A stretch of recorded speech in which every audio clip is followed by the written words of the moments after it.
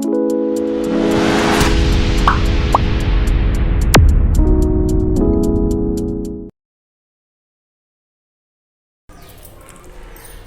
ही नहीं मिली आजादी है दाम चुकाए वीरों ने, कुछ हंसकर चढ़े हैं फांसी पर, कुछ ने जख्म सहे शमशीरों के। यूं ही नहीं मिली आजादी है दाम चुकाए वीरों ने, जो शुरू हुई सन 57 में सन 47 तक शुरू रही। मारे गए अंग्रेज कई, वीरों के रक्त की नदी बही, मजबूत किया संकल्प था उनका भारत माता के नीरों ने। यूं ही नहीं मिली आजादी है दाम चुकाए वीरों ने। हे भारत माँ के सपूतों, तुम्हें ये आजाद भारत मुबारक हो, पर शायद ये आजादी मुझे कभी नहीं मिली। गुलामी के बेड़ियों में जन्म हुआ और उसी में जीवन कटी और इसी गुलामी में दफन भी हो गया। मैंने भारत माँ को आजाद करने की भरपूर कोशिश की, पर मेरे जीवन रहते यह संभव न हो सका। आज मैं अपने बारे में आपको सब कुछ बताऊंगा। मेरे आजादी की इस भरपूर कोशिश को भले ये राजनीतिक गिद्ध नजरअंदाज कर दिए, पर आप सभी लोग मुझे जरूर याद रखना। अब मैं अपना परिचय देता हूं। मेरा नाम चंद्रशेखर आजाद, हाँ वही चंद्रशेखर आजाद जिसे आप आजाद के नाम से जानते हो।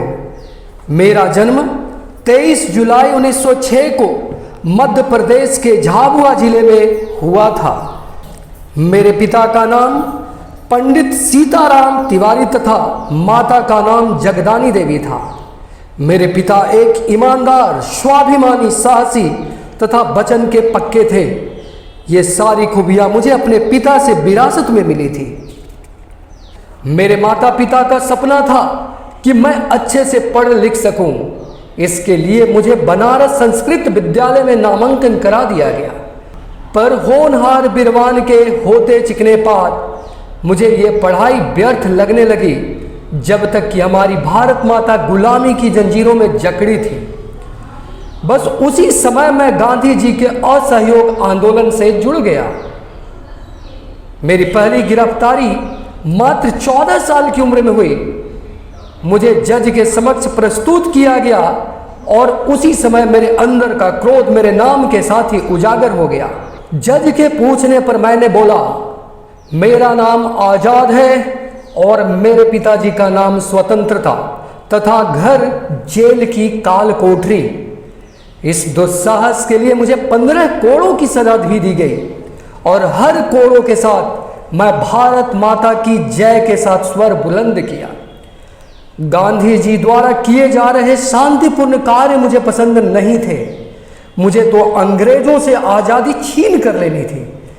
इसके लिए मैंने हिंदुस्तान सोशलिस्ट आर्मी के साथ जुड़ गया, जहां मेरे ही जैसे कुछ आज़ादी के दीवानों से मुलाकात हुई, जिसमें राम प्रसाद बिस्मिल तथा भगत सिंह प्रमुख थे।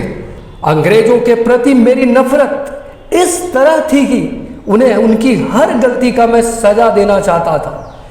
इसी कड़ी में मैं लाला लाजपत राय के मौत का जिम्मेदार ऑफिसर को लाहौर जाकर मैंने मौत की नींद सुला दी। मैं हमेशा अंग्रेजों के बंदूक का जवाब अपने बंदूक से ही देना चाहता था। इसीलिए मैंने काकोरी कांड में शामिल हुआ, जिससे कि हथियारों के लिए धन का इंतजाम हो सके। मैं हमेशा कहता था और मेरा एक बुलंद नारा था कि दुश्मन की गोलियों का हम सामना करेंगे, आजाद ही रहे हैं और आजाद ही रहेंगे।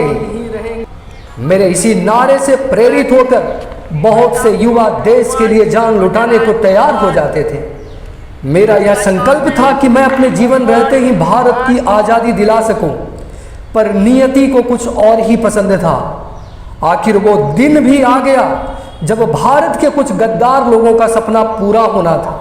वो दिन था 27 फरवरी 1931, जब मैं इलाहाबाद के अल्फ्रेड पार्क में अपने साथी सुखदेव राज के साथ बैठकर विचार विमर्श कर रहा था। तभी वहां अंग्रेजों ने हमें चारों तरफ से घेर लिया। मैंने अपने मित्र सुखदेव को भगा दिया, पर खुद अंग्रेजों से घिर गया। मैं सैकड़ों पुलिस वालों के साथ 20 मिनट तक अकेला लोहा लेता रहा और अपनी वीरता का प्रमाण देता रहा, पर जब आखिरी गोली बची तो मैं अपने नाम के मुताबिक आज़ाद रहने का प्रण लेते हुए खुद को ही गोली मार लिया और इस तरह भारत की आज़ादी के लिए अपने प्राणों की आहुति दे दी। हे भारत के नागरिकों, मेरे इस कुर्बानी को भूल मत जाना।